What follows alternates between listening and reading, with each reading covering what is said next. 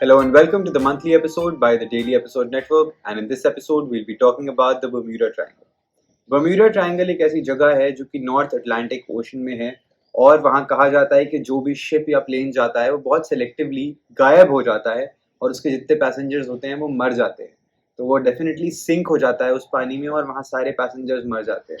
वहाँ लोग ज़्यादा जाके एक्सप्लोर करने की कोशिश नहीं करते क्योंकि बताया जाता है कि ये कोई सुपर नेचुरल फिनोमिना की वजह से होता है और ये जो भी फिनोमिनन है यहाँ पे उसकी वजह से बहुत सारी जानें जा चुकी हैं, बहुत सारा लाइफ लॉस, प्रॉपर्टी लॉस हो चुका है ऑलरेडी और इसकी बहुत सारी थ्योरीज है।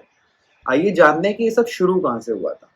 इसको बेसिकली डेविल्स ट्रायंगल कहा जाता था और 1964 में एक राइटर जिनका नाम विंसेंट गैडिस था, उन्होंने एक कैटलॉग करा था इसकी सारी कैटास्ट्रफीज को और एक 1800s की पल्प मैगजीन में इसके बारे में लिखा था जिसका नाम था आर्गोसी। उसके बाद चार्ल्स बर्लिट्ज जो है उन्होंने एक किताब लिखी थी इसके ऊपर जिसका नाम था द बर्म्यूडा ट्रायंगल और इसने 14 मिलियन कॉपीज बेची थी इस किताब की। तो इस वजह से ये फिनोमेनॉन बहुत सीरियसली बहुत ही ज़्यादा फ्लेयर अप हो गया और बहुत ही फेमस हो गया। तो इस वजह से हमें बहुत सारी थ्योरीज मिली इसकी और क्या क्या थ्योरीज हो सकती हैं। पहली थ्योरी जो है हमारे पास वो है अटलांटिस की। तो अटलांटिस बताया जाता है कि एक ऐसा शहर था बहुत ही पुराने टाइम में जो कि एक मैजिकल लैंड था, पानी के ऊपर बना हुआ था और वहाँ जो भी लोग रहते थे वो बहुत पीसफुली रहते थे और बहुत ही वेल बिल्ड सिटी था। बहुत लोगों के पास वहाँ सुपर नेचुरल पावर्स थी और वो सिटी जो था वो पूरा सिटी सिंक हो गया और पानी के नीचे चला गया। तो बताया जाता है कि जो प्लेन क्रैशेस और जो शिप रेक्स होते हैं वहाँ पे वो इस वजह से होते हैं क्योंकि बर्म्यूडा ट्रायंगल पे ही अटलांटिस था और वहाँ पे ही रिस्पॉन्सिबल है किसी तरह से अटलांटिस को करने के लिए। कहा जाता है कि अटलांटिस की जो क्रिस्टल एनर्जीज हैं जो कि वहाँ के मैजिशियंस और वहाँ के रहने वालों की थी, उसकी वजह से जो सी फ्लोर पे वो अभी तक क्रिस्टल्स हैं उनकी वजह से वहाँ चीज़ें सिंक होती हैं और मैकेनिकल मैल फंक्शंस हो जाते हैं प्लेन्स में और बाकी चीज़ों में जो ऊपर उड़ रही होती हैं या फिर शिप्स जो ऊपर चल रही होती हैं। इस पूरी थ्योरी में एक सबसे बड़ा फ्लॉ है जिसके बारे में हम आपको बताना चाहेंगे और वो फ्लॉ ये है कि अटलांटिस असली है ही नहीं। तो आप प्रूव नहीं कर सकते कि ये थ्योरी एक्चुअली रियल है, जबकि बर्म्यूडा ट्रायंगल बहुत ज़्यादा रियल है और बर्म्यूडा ट्रायंगल में जिनकी जानें गई हैं वो एक्चुअली में गई हैं। So we'll figure that out, that theory is not true. अगली कॉन्स्पिरेसी थ्योरी है रोग वेव। रोग वेव एक बहुत बड़ी और अनप्रिडिक्टेबल वेव होती है जो कि नॉर्मल वेव से दुगनी साइज की होती है। कुछ साल पहले साइंटिस्ट ने ये क्लेम करा था कि जो बर्म्यूडा ट्रायंगल का पानी है वो इतना फर्टाइल है कि वो रोग वेव बहुत आसानी से प्रोड्यूस कर सकता है, क्योंकि उसके आसपास जो स्टॉर्म्स हैं वो इस वेव को प्रोड्यूस करने में बहुत ज्यादा हेल्प करते हैं।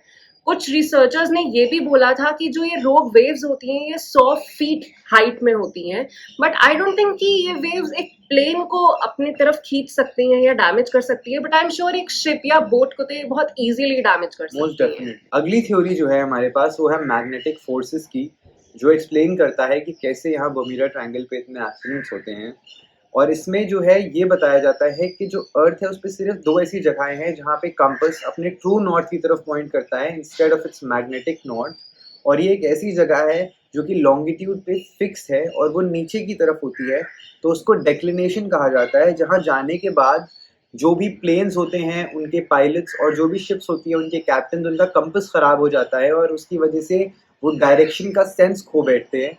ऑल्सो उनकी शिप्स में और प्लेन्स में मैल फंक्शन हो जाते हैं एकदम से, जिसकी वजह से वो सिंक कर जाती हैं और एक्सीडेंट्स हो जाते हैं वहाँ पे इतने बड़े बड़े। So that does explain somewhat of the theory. मगर अगर ऐसा एक्चुअली में होता तो वहाँ से कोई भी शिप या प्लेन नहीं निकल पाता। मगर बर्म्यूडा ट्रायंगल के ऊपर से बहुत सारे प्लेन्स और शिप्स रेगुलरली पास ऑन करते हैं और वो नहीं डूबते। तो इसीलिए हम ये वाली थ्योरी को सच नहीं मान सकते क्योंकि वरना एक भी प्लेन और शिप वहाँ से नहीं निकल पाती। अगली थ्योरी है aliens. I mean it's not a surprise कि जहाँ पे कॉन्स्पिरेसी थ्योरिस्ट और थ्योरीज इन्वॉल्व होती है वहाँ एलियंस भी इन्वॉल्व हो जाते हैं। हाँ, तो यूएफओ से एलियंस आए और उठा के ले गए अपने साथ। सो ये कहा जाता है कि जो बर्म्यूडा ट्रायंगल है वो एक पोर्टल है एलियंस के लिए, ताकि वो हमारे प्लैनेट में आ सके। और ये भी कहा जाता है कि बर्म्यूडा ट्रायंगल में एलियंस अपने लोगों को और अपनी टेक्नोलॉजी को इकट्ठा करते हैं ताकि वो हमारे स्पीशीज पे रिसर्च कंडक्ट कर सके। So I think this theory explains कि काफी शिप्स और प्लेन्स जो कि बर्म्यूडा ट्रायंगल में जाते हैं वो रिकवर क्यों नहीं होते, but I am not sure if it's true और नॉट। एक और ऐसी थ्योरी है उसका नाम है मीथेन बबल्स। 2016 में एक ग्रुप ऑफ रिसर्चर्स थे आर्कटिक यूनिवर्सिटी नॉर्वे से, जिन्होंने ये कहा था कि इन्होंने एक मैसिव आधे माइल का क्रेटर डिस्कवर करा है एक बॉटम ऑफ द ओशन पे, बैरेंट्स सी में, जहाँ पे एक मीथेन बबल है, under water deposit of methane है, जिसकी वजह से ब्लास्ट्स होते हैं। और उसकी वजह से क्वाइट पॉसिबली वहाँ से जो ब्लास्ट है उसकी वजह से शिप्स डूब जाती हैं, और इतने बड़े ब्लास्ट भी हो सकते हैं कि वो प्लेन्स को भी इफेक्ट कर जाएं। बहुत पॉसिबिलिटी है इस चीज़ की। तो ये एक थ्योरी ऐसी है जो कि क्वाइट पॉसिबली सच हो सकती है। अगली थ्योरी है वर्म होल्स। ऐसा भी हो सकता है कि जो बर्मुडा ट्रायंगल है वो एक पोर्टल है ताकि हम स्पेस और टाइम ट्रैवल कर सकें। एक पायलट थे जिनका नाम था ब्रूस जर्नल, जिन्होंने ये कहा था कि वो टाइम ट्रैवल और टेलीपोर्टेशन में बिलीव नहीं करते थे तब तक जब तक उन्होंने ये खुद एक्सपीरियंस नहीं करा। उन्होंने ये बोला था कि जब वो बर्मुडा ट्रायंगल से पास कर रहे थे तो अचानक एक फॉग ने उन्हें सराउंड करा और अचानक ही वो 100 मील पार चले गए। आपको यकीन नहीं होता तो आप उनकी एक बुक पढ़ सकते हैं बियॉन्ड द बर्मुडा ट्रायंगल, जिसमें उन्होंने अपना एक्सपीरियंस भी लिखा है। हमारी जो आखिरी थ्योरी है वो है वाटर स्प्राउट्स, और ये थ्योरी दिया हमें नासा ने। नासा ने कहा है कि वाटर स्प्राउट्स एक ऐसे spinning column of moist air, यानी कि नम हवा के ऐसे स्पिनिंग कॉलम्स होते हैं जो कि 200 किलोमीटर प्रति घंटे की रफ्तार यानी कि 125 माइल्स पर आवर की स्पीड से घूमते हैं, और वो एक टॉर्नेडो की तरह फॉर्म कर लेते हैं, जिसकी वजह से बहुत आसान है किसी भी शिप का वहाँ जाके क्रैश हो जाना, या किसी भी प्लेन का वहाँ पे एक्सीडेंट हो जाना। कोई शिपरेक या कोई प्लेन क्रैश बहुत पॉसिबल हो जाता है इस फिनोमिनन से, और ये बहुत ज़्यादा अच्छे से एक्सप्लेन करता है बर्मुडा ट्रायंगल के सारे डिजास्टर्स को। अब ये सारी थ्योरीज जो हैं ये अनप्रूवन है। यूनाइटेड स्टेट्स कोस्ट गार्ड जो है और जो national oceanic and atmospheric administration है, उन्होंने यही कहा है कि ये एरिया ज़्यादा ख़राब वेदर की वजह से और थोड़े इनएक्सपीरियंस नेविगेटर्स की वजह से इतना फेमस है, क्योंकि हो सकता है लोग भी थोड़ी सी गलती कर देते हैं और थोड़ा सा वेदर ख़राब हो, इस वजह से यहाँ इतनी सारी शिप्स डूब जाती हैं और इतना ज़्यादा प्लेन क्रैश हो जाता है। अब जो प्लेन क्रैश के बारे में पहली चीज़ रिकॉर्डेड है वो है मार्च 4, 1918 से, जब एक शिप जो कि यूएसएस साइक्लॉप्स थी, मरीन्स को कैरी कर रही थी, यूएस नेवी की शिप थी, वो डूब गई थी। यहाँ पे 550 फीट लंबी शिप थी ये, बहुत ही बड़ी, जिसपे 306 लोग थे। वो सारे के सारे लोग डूब गए थे, और ये आई थिंक अभी तक की सबसे बड़ी कैटास्ट्रोफी है जिसमें यूएस के सोल्जर्स मारे गए हैं ऐसे नेचुरल कॉजेज से। ऑल्सो ये शिप बहुत बड़ा लोड ऑफ मैंगनीज कैरी कर रही थी और बॉल्टीमोर से आ रही थी ये शिप, तो इसीलिए हम ये नहीं बता सकते हैं कि वेदर की वजह से ये शिप गई या कोई और रीजन था, बट ये बर्म्यूडा ट्रायंगल पे सिंक हो गई थी। अगला एक्सीडेंट जो हुआ था वो था दिसंबर 5, 1945 को। उस दिन एक training flight of 5 torpedo bombers take off करी थी, जिसके अंदर 14 आदमी थे और वो अपने रूटीन पेट्रोल मिशन पे थी ओवर द अटलांटिक ओशन। 1.5 घंटे बाद उनका जो लेफ्टिनेंट चार्ल्स कैरल टेलर थे, उन्होंने ये बोला कि वो श्योर नहीं है अपनी पोजीशन के हिसाब से और उनको ये भी नहीं पता कि वो कहाँ पर है। 1 घंटे बाद उस बॉम्बर से सारे कम्युनिकेशन लॉस्ट हो गए थे। जब एक रेस्क्यू बोट भेजी गई जिसमें 13 आदमी थे उन लोगों को वापस लाने के लिए, तो 25 मिनट बाद ये फाइंड आउट हुआ कि उस रेस्क्यू बोट से भी सारे कम्युनिकेशन लॉस्ट हो गए हैं और जितने भी 27 आदमी थे और उनके प्लेन्स थे और वो रेस्क्यू बोट थी वो आज तक नहीं मिली है। और ये खत्म नहीं हुआ है, अभी तीसरा एक्सीडेंट भी बचा हुआ है हमारे पास, जो कि हुआ था दिसंबर 28, 1948 को। That is also recorded accident of back in the day.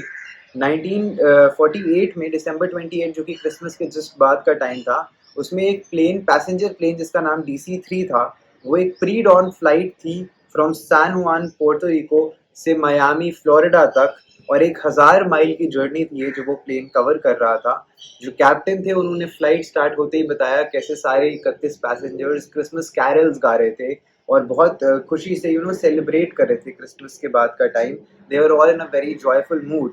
मगर उसके बाद जब वो पहुंचने लगे at the end of his flight, उन्होंने बोला that we are approaching the airport, and after that उनके साथ सारी कम्युनिकेशंस खत्म हो गई। They were on the Bermuda Triangle when they lost all communications, और इसकी वजह से they were never found again.